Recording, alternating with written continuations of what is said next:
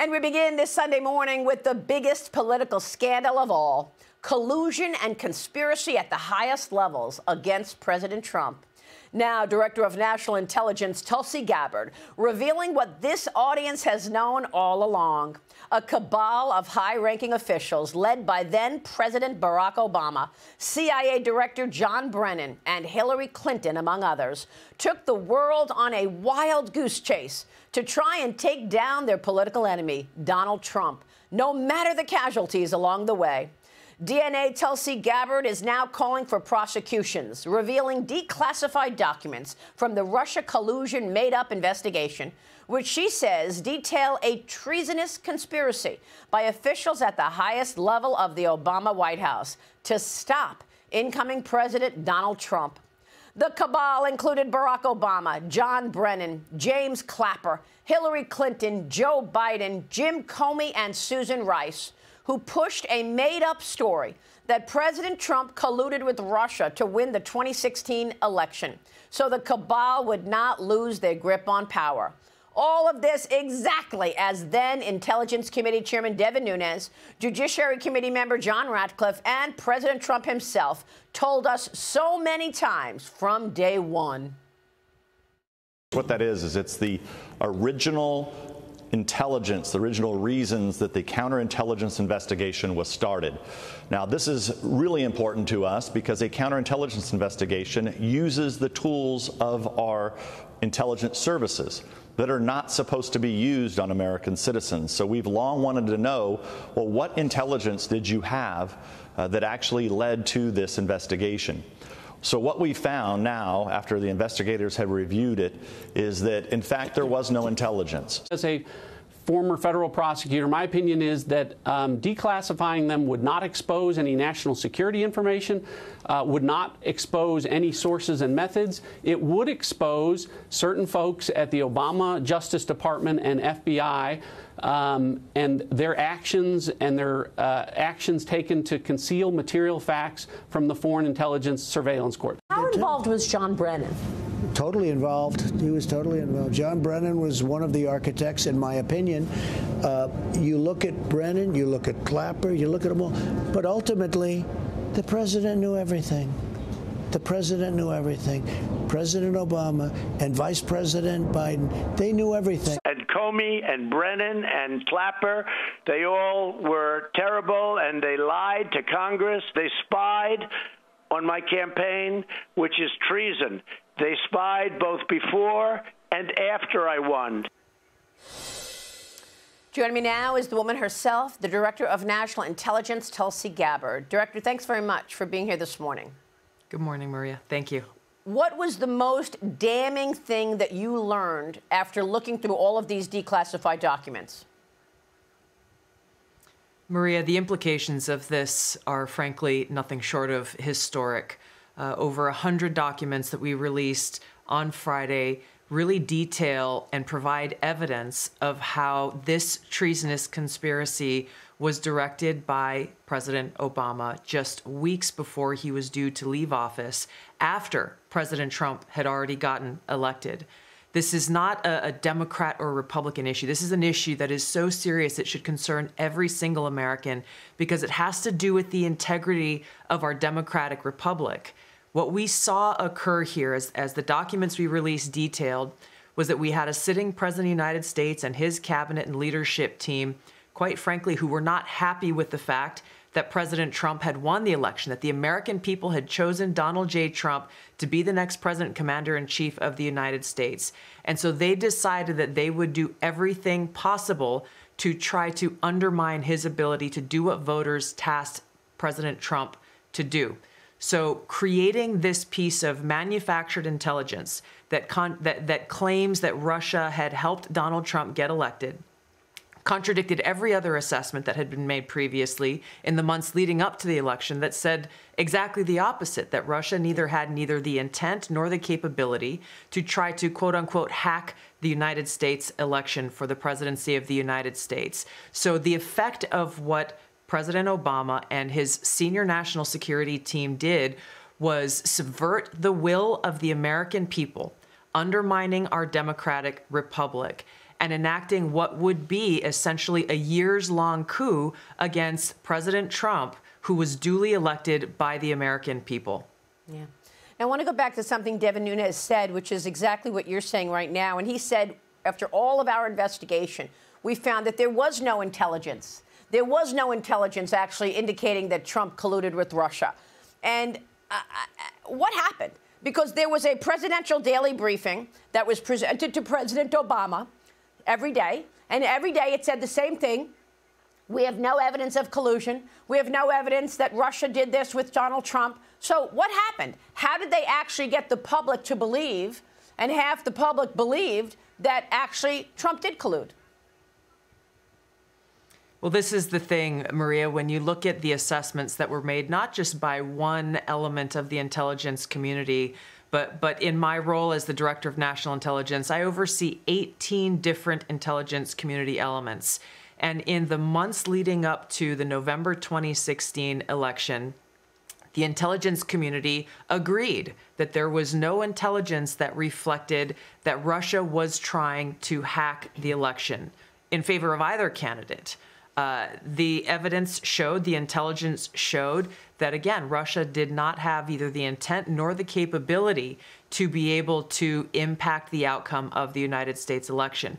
So it was very striking when we look back again at the documents that I declassified and released that shows there was a shift in early December, the first week of December. Again, another document was produced by the intelligence community, a president's daily brief that was consistent with every other assessment that was done previously leading up to the election.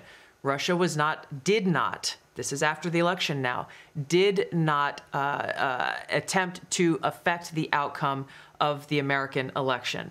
That was never published. Hours before it would have gone into President Obama's President's Daily Brief, it was pulled by a senior-level intelligence official saying that they had to pull it because they had received new guidance. The very next day, this meeting was called, a National Security Council meeting, bringing together all of the senior leaders of President Obama's cabinet, and the topic that was put forward was a sensitive matter. The tasks that came out of that meeting was coming from President Obama directing the intelligence community, then Obama's DNI director Clapper, to produce a document, to produce an intelligence assessment that detailed not if, but how Moscow affected the outcome of the election that had already occurred, electing Donald Trump to the presidency. This document that they published in January of 2017 was the foundational groundwork that they continued to reference over and over and over again to enact this years-long coup against President Trump. Now, I know that Devin Nunes came out with the Nunes report and a lot of other reports after that to indicate everything that you're saying. And I guess the worst of the reports, the real evidence, is the reports of most recent, right? The last reports are the worst reports that we're going to see. And I understand that there is more, perhaps, that you are going to come out with next week. And I was told that that's why they raided Mar-a-Lago, that they wanted to find the Trump-Russia documents that indicated there was absolutely no collusion and that there was no evidence to even start such an investigation. But Trump didn't have it there in Mar-a-Lago, but that's why they raided his house in 2022. Is that correct? I don't have the details on the specifics of the Mar-a-Lago raid itself. Those are within the possession of the FBI. But there's no question in my mind that this intelligence community assessment that President Obama ordered be published, which contained a manufactured intelligence document. It's worse than even politicization of intelligence. It was manufactured intelligence that sought to achieve President Obama and his team's objective, which was undermining President Trump's presidency and subverting the will of the American people. So yes, next week we will be releasing more detailed information about how exactly this took place and the extent to which this information was sought to be hidden from the American people, hidden from officials who would be in a position to do something about it. And that's really the point here that I think is most important, Maria, and you said it in your opening. Accountability is essential. for the future of our country, for the American people to have any sense of trust in the integrity of our democratic republic, accountability, action, prosecution, indictments for those who are responsible for trying to steal our democracy is essential for us to make sure that this never happens to our country again. Yeah, and I want to get to that right now because I've heard talk of a criminal referral. Are you referring this in a criminal matter? We are referring all of the documents that we have uncovered to the Department of Justice and the FBI for a criminal referral. Yeah. And do you believe that we will see prosecutions? I mean, our audience wants to know where this story goes from here. Will we ever see anyone held accountable for this incredible lie on the American people? I will do all that I can, and we have whistleblowers, actually, Maria, coming forward now after we release these documents because there are people who were around, who were working within the intelligence community at this time who were so disgusted by what happened. We're starting to see some of them come out of the woodwork here because they, too, like you and I and the American people, want to see justice delivered. So we're going to provide everything that we have, everything that we will continue to gather to the Department of Justice for that direct intent and that direct purpose. There must be indictments, those responsible, no matter how powerful they are and were at that time, no matter who was involved in creating this treasonous conspiracy against the American people, they all must be held accountable. So do you expect, just to be clear, do you expect indictments and prosecutions? I'm not a lawyer. In my view, we have the evidence to be able to move forward and bring about justice, yes, to prosecute and indict those responsible. And I want to really put a spotlight on who's responsible, because we've talked about the highest levels. Barack Obama, John Brennan, James Clapper.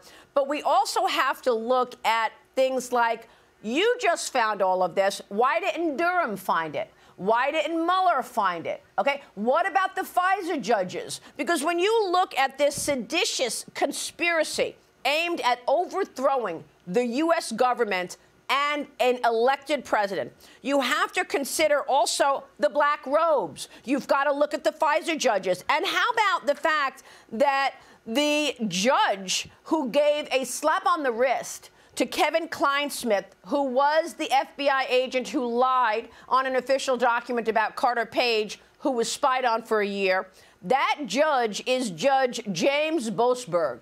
He's still at his desk, and he's still trying to stop Donald Trump's agenda. So what about the broader group of people that are also involved? Maria, this is of such historic consequence that it cannot be limited to one or two or three different people. You just outlined the implications and the effects of what actually occurred, and I think you're really putting into a clear picture what we are referring to when we refer to the deep state. It is very far-reaching. These are people who are intent on undermining the will of the American people and trying to ultimately put themselves above our democracy. And this is why it's so important that we continue down this path. We continue to stay very focused. I question the same things that you're asking here. I don't know how it is. Yes, I put my team on this. We've been working on this over the last few months. I've been in this role as Director of National Intelligence for just about 6 months. I don't know what excuse there is for those who supposedly investigated this previously, whether it was Durham or others, that they were not able to put together the dots and ultimately show the truth to the American people. President Trump has delivered a maximum transparency mandate, and this is exactly what we're doing. The American people need to see the truth, and we're going to continue to do that every single day that I'm here. Equally outrageous was the fact that we had the handwritten notes of John Brennan. I reported on it at the time. The CIA reported to President Obama that the Russians were aware that Hillary Clinton had come up with this idea to blame the Russians and working with Trump to win the election. And we actually saw his handwritten notes. So there's that evidence that, again, all of those people who were supposedly special counsels, independent counsels, blew off, right? Robert Mueller, John Durham. That's right. I really cannot fathom. There is no rational or logical explanation for why they failed. The only logical conclusion that I can draw in this, Maria, is what you're implying here directly, is that there was direct intent to cover up the truth about what occurred and who was responsible, and the broad network of how this seditious conspiracy was concocted and who exactly was responsible for carrying it out. So at the end of the day, we need to look at Pam Bondi. Is that the person who, at the end of the day, is going to bring us accountability? Pam Bondi? Attorney General Pam Bondi, FBI Director Kash Patel, it is their responsibility to gather all of the evidence, both that we have released, the facts that have already been known previously, the information that will continue to come out, and move forward with this prosecution and these indictments. All right. We are on it, and we'll be watching that. Director, thank you very much for bringing us this. We so appreciate your time. Tulsi Gabbard joining us. Stay with us. We'll be right back. I'm Steve Ducey. I'm Brian Kilmeade. And I'm Ainsley Earhart. And click here to subscribe to the Fox News YouTube page to catch our hottest interviews and most compelling analysis.